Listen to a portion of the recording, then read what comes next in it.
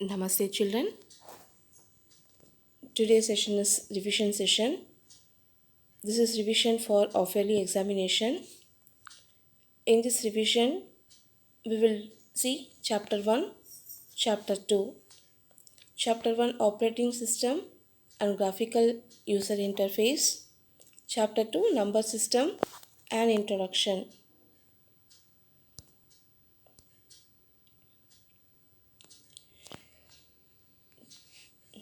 Children, I hope you all understood the operating system topic. Now we will recall the topic again. Operating system is a system software. It manages the resources of a computer and makes a computer easy to use. You know very well, operating system is one of the important software. It manages all the functions of the computer. It controls all the function of the computer. As well as it's a program which acts as an interface between user and the computer. So interface is a middle person in between the user and the hardware. What is an interface? It's a way to interact with the operating system, or it's a way to interact with the computer, specific way to give instructions to it.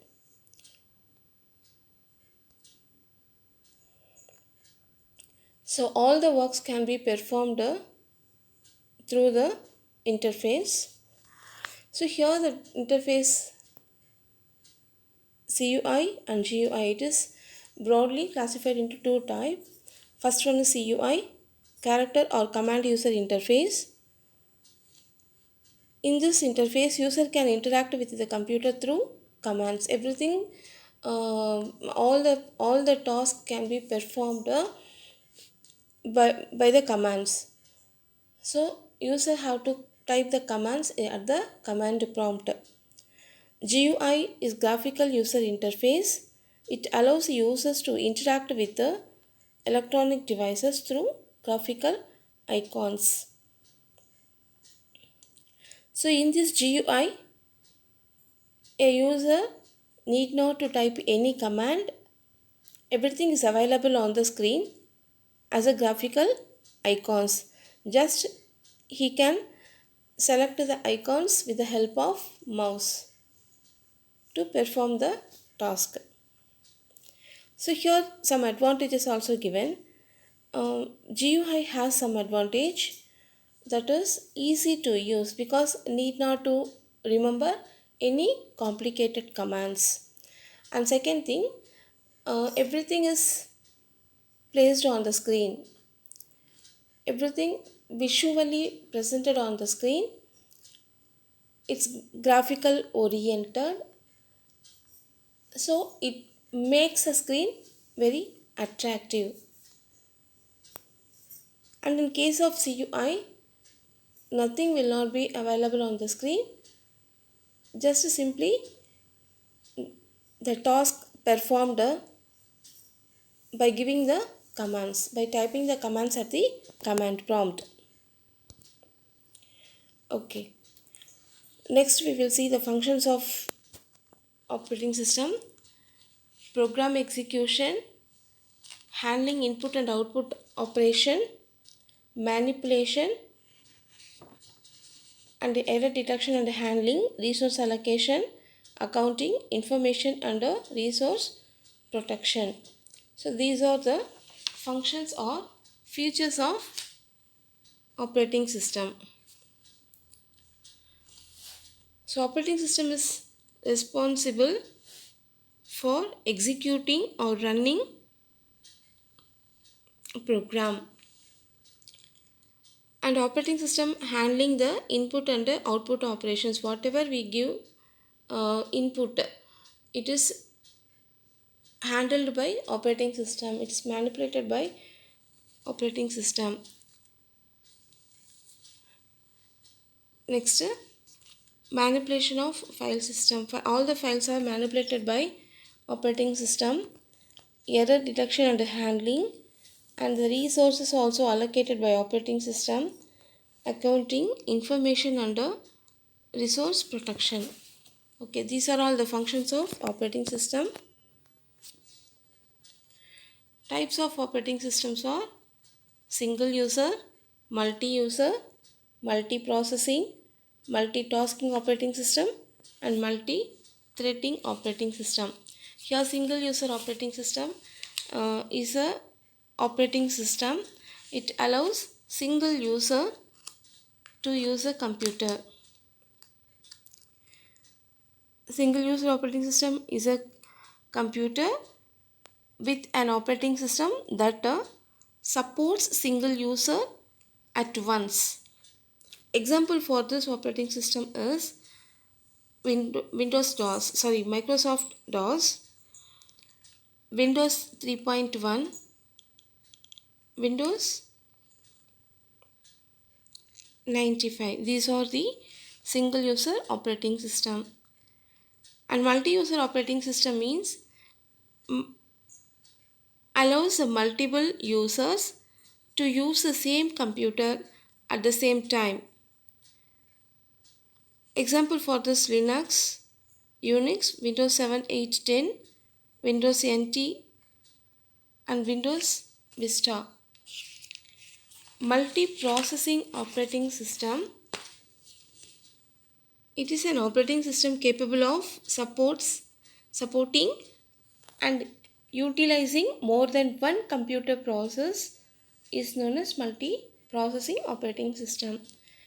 And next one is multitasking, that is capable of allowing multiple software processes to run at the same time is called a multitasking operating system. Next, multi-threading operating system. Operating system that allows different parts of a software program to run simultaneously. Look at this difference between these three children. Single user allows a single user supporting single user at a time. Multi-user allows multi-user to use a system. Multi-processing, it's capable of supporting and utilizing more than one processor. Multitasking, allowing multiple software processes to run at the same time. Multitasking allows different part of a software program to run simultaneously. Okay children, multiprocessing allows or support utilizing more than one computer processor. Okay, multitasking allows multiple software process to run at same time. Multi-threading allow different parts of your software program to run simultaneously. Okay, next we will see number system. So it's a way to represent numbers using some unique symbols. Here we are using different types of number system. They are decimal number system. Usually which number system we are using, that is decimal number system. In this number system we are using 10 unique symbols, that is 0 to 9. So its base is 10. Usually base is called as radix. Second number system is binary number system. In this number system, the symbols 0 and 1 used, it is very close to computer. Since it uses two unique symbols, its base is 2. Its base is 2. Next, octal number system. It uses 0 to 7. totally 8 unique symbols are used. So its base is 8. Next one is hexadecimal number system. 0 to 15. Totally 16 numbers are used here. 16 symbols are used to represent the numbers. So its base is 16. Here after 9 we have to specify the alphabet A to represent 10. For 11 we have to use B. For 12 we have to use C. For 13 we have to use D.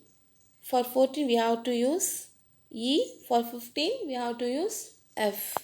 So altogether 16 symbols are used in this number system. So its base is 16. Okay. Next we will see the conversion. Conversion method, decimal to binary. How to convert a decimal number to binary number. Look at this children. Example given as 25. So when we divide that number 25, we will get the remainder 1. So we have to collect the remainder side and divide the quotient again. So when you divide the 25 by 2, you will get 12 as quotient and 1 as remainder. Okay. So again you divide the 12. This time you will get 6 as quotient and 0 as remainder. That is second remainder. Again you divide the 6 by 2. You will get 3 as quotient and 0 as remainder. That is third remainder. Again you divide that by 2. This time you will get 1 as quotient and 1 as remainder. That is fourth remainder. Okay. 1 is a smallest number than 2. So we cannot divide that further. So you stop the process. Next you collect the remainder from bottom to top approach. That is last remainder to first remainder.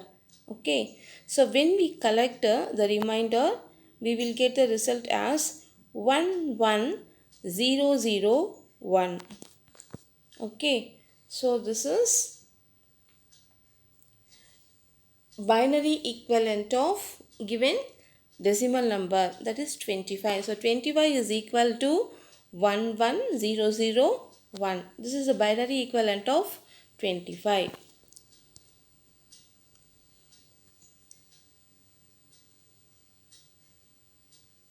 Look at this another example children. Successive division by 2 method. Using this method we are dividing the same method. See another example. 29 is divided by 2. So when you divide 29 by 2, you will get 14 as quotient, 1 as remainder. Again you divide 14, 7 will be the quotient and 0 will be the remainder. So when you divide 7, 3 will be the quotient, 1 will be the remainder.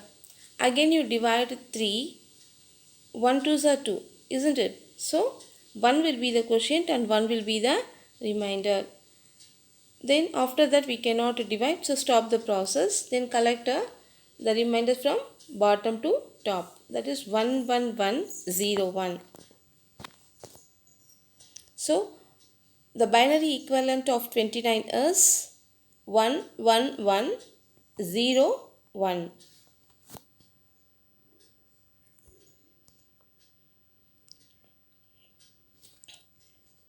Next conversion method is binary to decimal conversion. That is,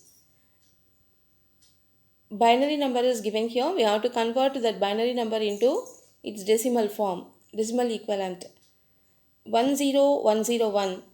See, usually the binary to decimal conversion starts from right to left. Okay, first we have to convert, we have to take a rightmost number. The rightmost digit is 1. We have to multiply that 1 with 2 power 0. Okay, powers of 0. We have to start multiplying with the powers of 0. That is 2 power 0. Always 2 power 0 is 1. Okay, children, don't forget this reminders again. So 2 power 0 is 1, 2 power 1 is 2, 2 power 1 2 power 2 is 4, 2 2s are 4, 2 power 3 is 8, 2 2s are 4, 4 2s are 8, and 2 power 4 is 16.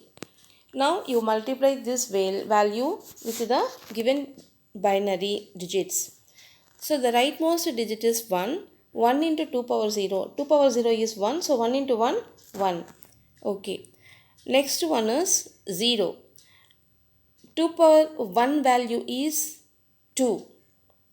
So 0 into 2 is 0 only. Okay. Next digit is 1. We have to multiply this with 2 power 2. 2 power 2 is 4. 2 2s are 4. So 1 into 4 is 4. Next 2 power 3. 2 power 3 is 8. 2 2s are 4. 4 2s are 8. So here 0 into 8 is 0.